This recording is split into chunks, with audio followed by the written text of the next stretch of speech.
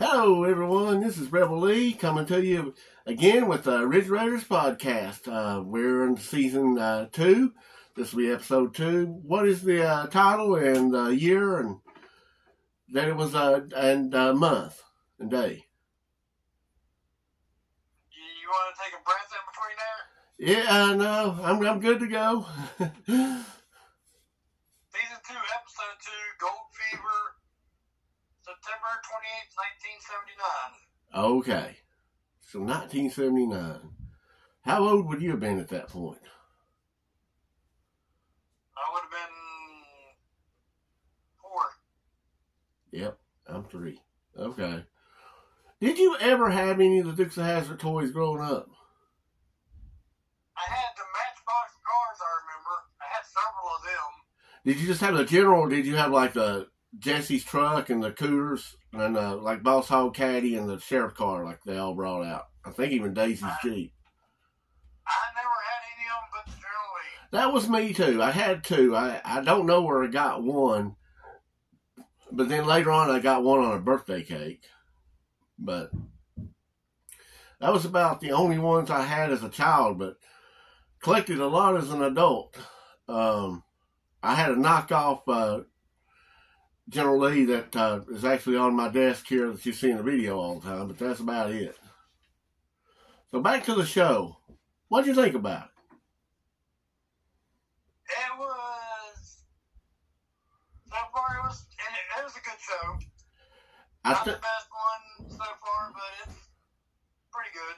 I think season 2, we're about to find out that it gets better. I think that season 1 was, they were just searching to see what the show was going to be. But I think season 2 and on will be a lot better episodes. There wasn't as much property damage done this time, except for Boss Hogg's loaner car or luxury car is what he called it.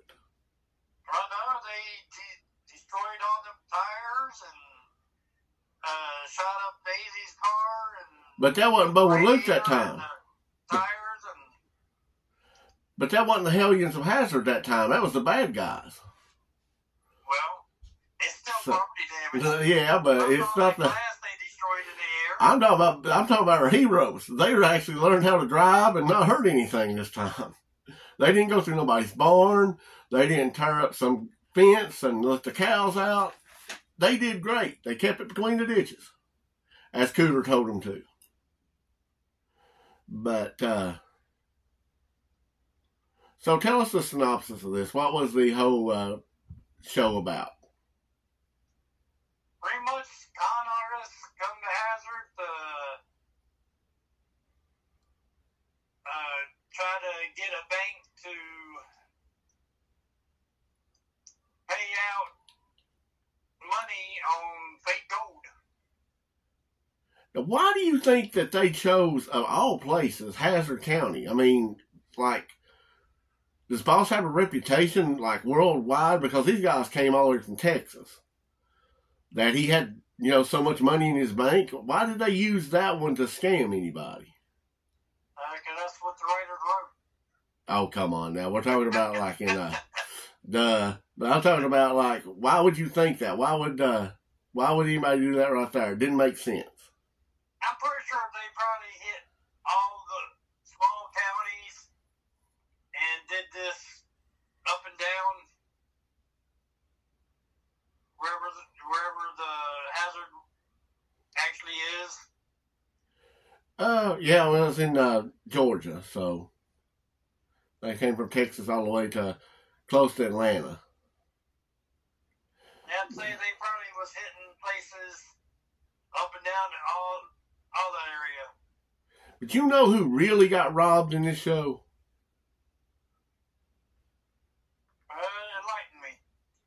It had to be the one that calls himself crazy. Cooter. He didn't get paid for fixing that axle because that car was stolen.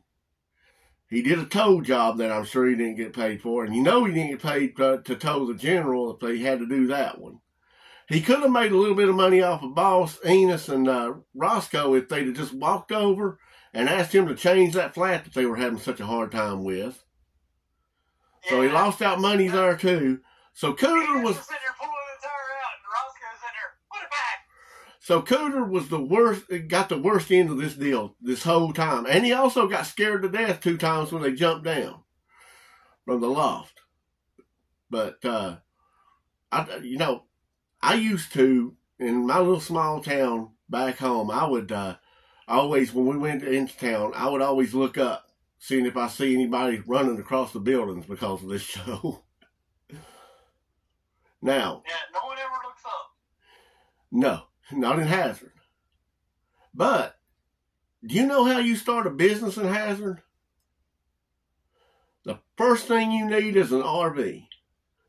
The brothel needed it, and so did the Roland Dentist. Although he's retired now, but he was active at that point. Yeah, he's out looking for race RVs to race now. Yeah. So, RVs to race. Yeah, poor Uncle Jesse. They popped something in his mouth and he was gone. Oh yeah, he was floating. But who would have thought that? And this was something I did not know. That Boss had such thing as a luxury car to loan out. First time and last time you'll see it, but still. Was that really a luxury car? It didn't look like too luxurious to me, but. But yeah, the car, he said that was his luxury car. I'd love to see what the Boss Hilton looked like. His luxury hotel. But speaking of luxury cars, Wally, you know the best luxury cars you can get. Surprisingly, you're asking me, yes, Oldsmobile. Proud sponsor of our show. So go to your local Oldsmobile dealer as soon as you can and look at their great selections. Now, Oldsmobile, yes. Oldsmobile. But also, I mean, I didn't see no obvious flubs this time in this one. Did you catch any?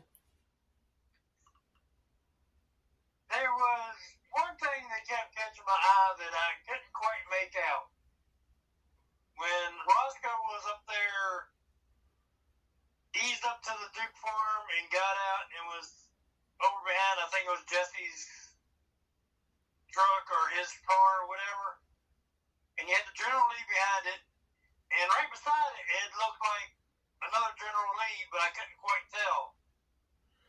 Yeah, they jumped out and they ran around. You could see it was Daisy's, but you could tell the cars had been moved from where Roscoe had been standing. Or maybe that was just the camera angle. Could have been. Yeah, I didn't catch anything this time as far as anything like the obvious Daisy, substitute and stuff like that from some of the previous shows. But when they jumped over the fence, you could tell that it wasn't them that was running after that. Oh, okay. Yeah, that was actually on IMDb. That good catch on that one. Yes, but to me, I mean, it was a pretty good show. It was it had a lot of good stunts in it. No bow and arrows this time, but homemade bombs. Hey, you had Daisy in a maid outfit. What more could you ask for? That was pretty good. That was sweet. That was good. But here's what you could ask for. In this day and age, high prices, you want to go where the prices are always low. Hill's Department Store. That you can find this awesome thing called 8-tracks and get your favorite artist, singer, and also pick up the 8-track player there. And let's see. The boss got his money back. Huh? I remember listening to 8-tracks. Yeah. Yeah, there's like one song, and that's it. I had three of them that me and my sister always made my dad play whenever we was in his car. What was it? It was Dr. Hook, especially Jungle to the Zoo. and Don McLean, American Pie, Oh yeah. and Charlie Daniels Band. What was the Charlie Daniels one? Do you remember the song? It was Legend of Woolly Swamp, Long-Haired Country Boy. Yep. That went down to Georgia. I did not know Dr. Hooks, though. I didn't know the song you said there. I don't think I'll have to play that sometime. Yeah, well, actually, we listened to the whole album on that one. I know a lot of Dr. Hook's songs. My picture on the cover of the Rolling Stones, I think is one of his. But, yeah, did you? So, I guess you did have a car with the 8-track player in it then. Oh, yes. Yeah. They didn't, I don't know, they didn't stay out long. But anyways, back to the show. We, so they got the money and of course, did they blow up Boss's luxury car? I don't remember. I know it wrecked. Oh, yes. Yeah, I thought it did. I thought they blew it. At the end, they're in that RV and they take that stuff and make smoky mocktail cocktails. Yeah. And the way those things, when you throw them down and they exploded, they would not explode like that. Well, also, if you want to talk about not doing that, those things that they threw up in the air to target practice would not hang there like that either until they got their guns out. If you notice, it freezes and then they shoot them. But,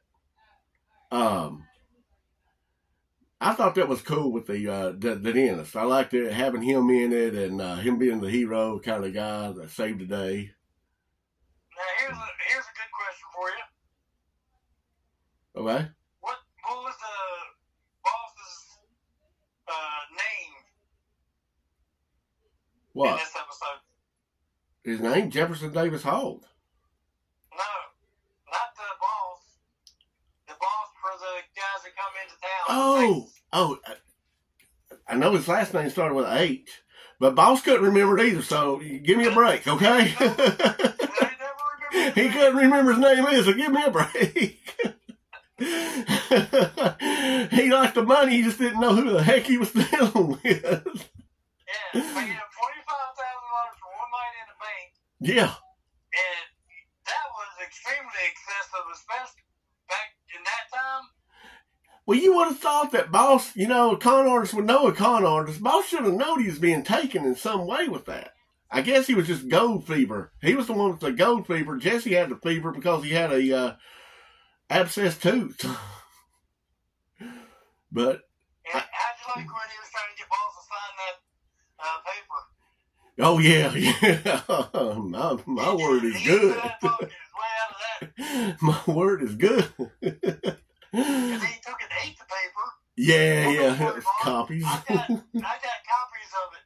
They'll stand up in court anywhere. Yeah. If Cooter would have just kind of went and told Roscoe on the sidebar, or even Enos when he was in there, this is a stolen car. They are sort of crooked cops, but they also do the jobs. They'd have looked into that. If Roscoe would have shut up long enough for them to have told him about the gold bar, there wouldn't have been any trouble with that either. But Roscoe would not let them get a word in edgewise. And they left the Journal League just standing on the side of the road. They sure did. Yeah. I'm guessing they went back and picked it up. Yeah. And how'd you like that one when they went and picked up the bars? Or first they get out and start chasing them. And then Roscoe starts chasing them. And they lose Roscoe.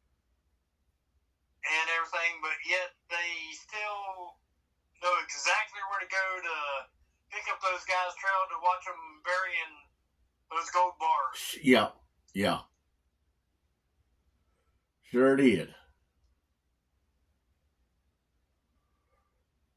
But how'd you like their hiding spot? What, Bo and Luke? Yeah. What, when they pulled down like a little alley? No. They pulled inside a trailer. Pulled into what? The trailer. I missed that, or refresh my memory on that. Roscoe's chasing them. Oh yeah. The guys, ain't nobody came through there. That's right. Yeah, I forgot about that. I don't know why I blanked that one out, but yeah, the guys like nobody been through here in hours. Yeah, and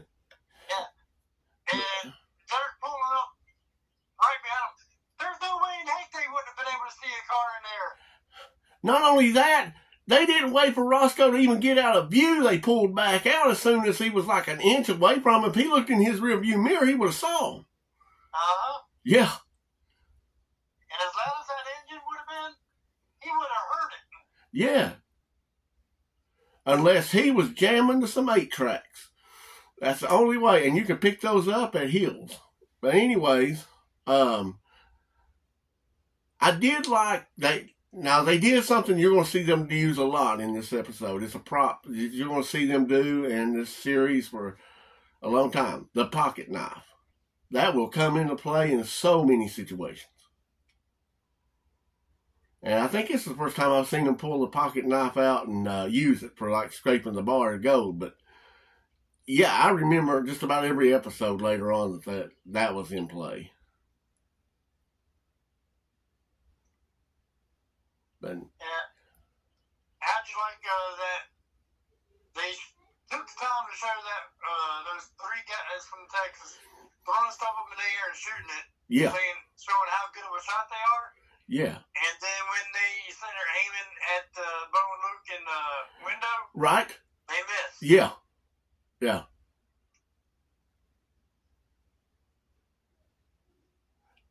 Oh, wait there. Oh, Balladeer said that after seeing them do that right there, remember he said they did that just to scare him off. He did comment on that.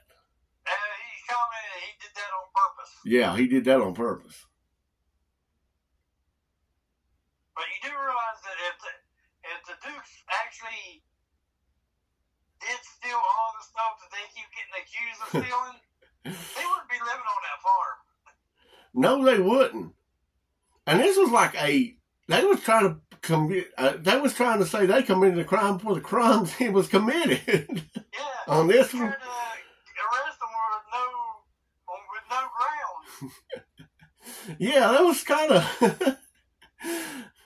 was kind of absurd, but. And then they're sitting there running, and this is bad, Luke. I can't look. Oh, yeah. Yeah. They both shut their eyes and drive right down the road. Yeah. Like I say, I would not want you to imitate anything they did as far as driving, as far as going to the boar's nest and then driving recklessly or shutting your eyes. And got balls sitting there trying to stay all night to watch the gold, which would have put a damper on them guys stealing it back. Sure would have. I guess that's how he made sure he got him to go out for food. Yeah. And I hate to say it, but Enos is just too nice of a guy to be a cop. Or gullible. I think more gullible than nice. He's easy to be taken advantage of. Yeah. And how you like when Boss tells Enos and Roscoe to get back to the bank, they all show up right at the exact same time. Yeah. Just perfectly.